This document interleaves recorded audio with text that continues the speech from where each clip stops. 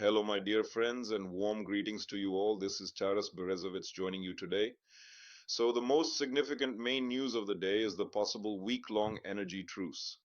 In his recent evening address, Donald J. Trump stated that he had personally spoken with the Russian dictator Vladimir Putin, and during this important conversation, he specifically asked him not to strike Kyiv and other major Ukrainian cities over the next week, and it appears that Putin has fully agreed to this request.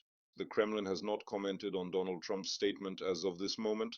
However, earlier during the day on Tuesday 2nd, a significant number of Russian Z military bloggers began actively disseminating reports and information that, starting from the morning of Thursday today, January 29th, a temporary ceasefire agreement would be in effect, lasting at least until February 3rd, that is to say, for a period of exactly 1 week. Furthermore, in his regularly scheduled nightly video address to the nation, Ukrainian President Volodymyr Zelensky personally thanked Donald Trump for his leadership and conveyed his hope and optimism that the Kremlin would eventually be able to fulfill this promise.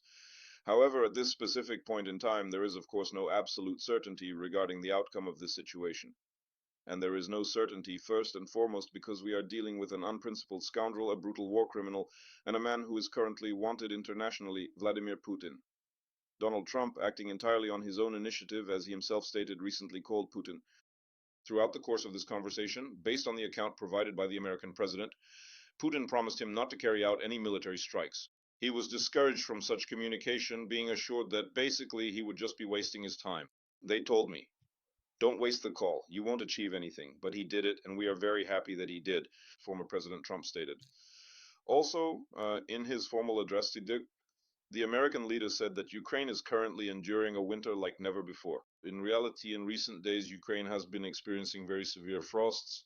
At night, and sometimes even during the day, temperatures have dropped below minus 20 degrees Celsius. As we look ahead to this coming weekend, the local temperature is expected to drop significantly once again.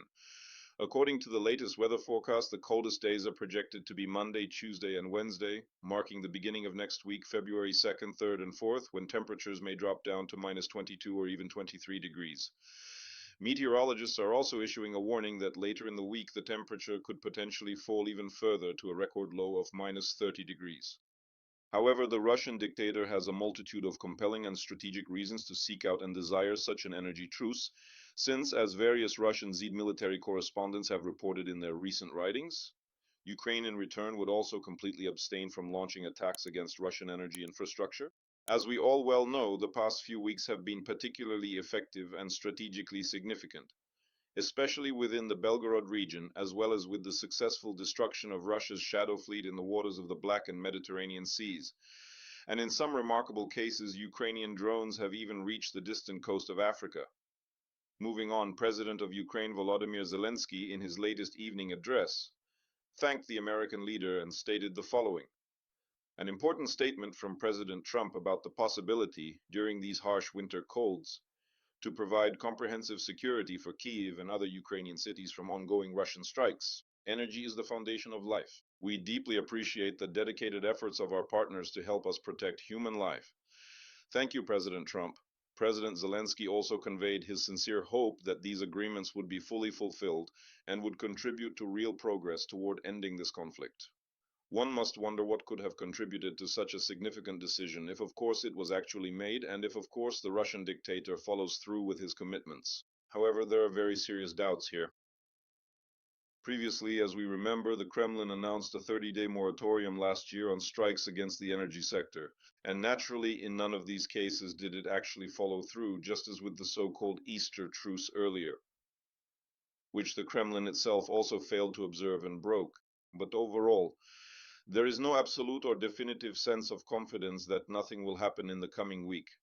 Nevertheless, Z military correspondents hastily rushed early this morning to claim that, starting from 7 a.m., the Russian armed forces have allegedly imposed a strict ban on striking any critical infrastructure and energy targets across the entirety of Ukraine. This was reported by Z military blogger Vladimir Romanov. He claimed that the ban allegedly applies to any strikes on targets in Kyiv and the Kiev region.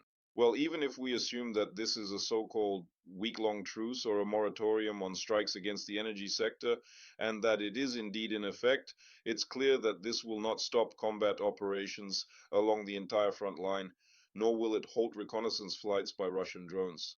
And in fact, I will state once more that I have not a single shred of uncertainty that there will be deliberate transgressions of this so-called moratorium. The Financial Times is reporting this sensational information because it truly is a sensation. In recent months, Putin has been urged by everyone, including European partners and the White House, to stop, at least temporarily, the strikes on the energy infrastructure. There were even relevant negotiations held in the summer of 2025. However, in none of these cases did they achieve any success. Now, the Financial Times makes a bold assumption that the possibility of a ceasefire was most likely discussed at the trilateral talks involving Ukrainian, American, and Russian delegations in Abu Dhabi, United Arab Emirates, on January 23rd and 24th. The next round of these talks, without the participation of American intermediaries as is known, is scheduled for Sunday, February 1st. And here the biggest question, frankly, is what to expect from these negotiations if the Americans are not present. What specific consequences could these developments actually lead to in the long run? And most importantly, what will Moscow's diplomatic strategy be in the coming months as the situation continues to evolve? Personally, I have no doubt that the fighting on the front will continue and it will go on throughout all of 2026 and all of 2027. I have made this prediction repeatedly, although I do not rule out the possibility of some short-term ceasefires. More specifically, if during the course of these complex negotiations it becomes possible to successfully reach formal agreements on holding a public referendum regarding the future status of the Donbas region, as President Zelensky has previously stated, Ukraine may then demand and secure from the Kremlin a full 60-day, as President Zelensky explicitly mentioned, moratorium on all military strikes and in general a temporary but stable ceasefire. As of today, the Kremlin is not ready to agree to this. But I'll repeat once again, the situation may change depending, again, on the so-called black swans that, as we know, regularly appear in Russia, as well as other unforeseen factors. And, well, let's put it this way, actions and unforeseen factors, in particular the situation in Iran, which could also have a serious impact,